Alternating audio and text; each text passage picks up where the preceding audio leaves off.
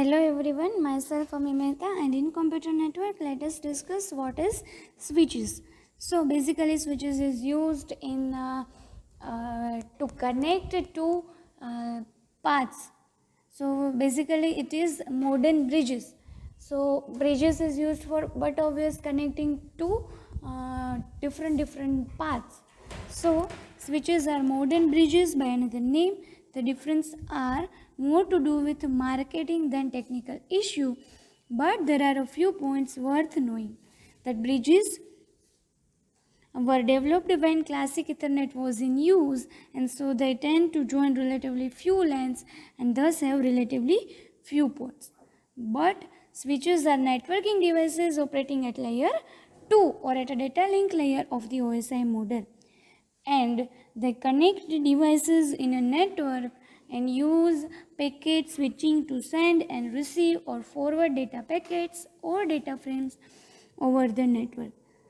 So switches are the network devices which is used to forward the data packets in the network, to send and receive and forward data packets or data frames over the network. So this is used in the second layer of the OSI model, which is data link layer. A switch has many ports to which computers are plugged in. So when a data frame arrives at any port of a network switch, it examines the destination address, then it performs the necessary checks and sends the frame to the corresponding device. So for example, this is a switch, it has many ports and one sender. So this is the sender, it's sending this sending the data frames to this port. Now what it check, it receive these frames, check what is the destination of address of this, and it sends particular to that ports only. So for example, these are the receivers, so it sends only to that port. Okay, so this is how the switch will work. So what is the features of switches? So a switch operates in the layer 2, that means data link layer of the OSI model. It is an intelligent network device that can be conceived as a multi-port network bridge. So it is nothing but the multi-port bridge. It uses MAC address, so which is addresses of medium access control sublayer, which is in the data link layer, and to send data packets to select destination ports. It uses packet switching technique to receive and forward data packets from the source to the destination device. It supports unicast, means one-to-one, multicast, means one-to-many, and broadcast one-to-all communications. So this is all about switches. Now basically it is a intelligent bridge, or we can say that multi-port bridge. Okay, now the next topic we discuss, which is virtual LAN in computer network. Okay, so what is VLAN? What is virtual LAN in computer network?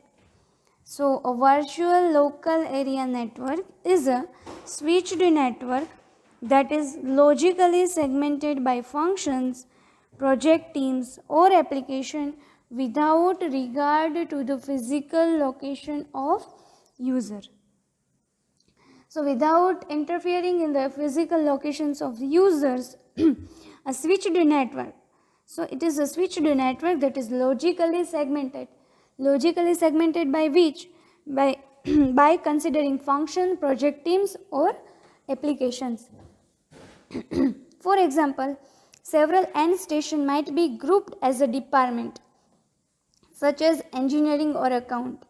So when the end stations are physically located close to one another, you can group them into a LAN segment. If any of the end stations are in different building, it means not the same physical LAN segment, you can then group them into a VLAN, virtual LAN. So this is a twisted pair to a hub. This is the office. This is the corridor. So we can say that this is two different offices. So this is again a different hub. So this all system are connected to hub, this all are system connected to hub, and this both are connected via a switch.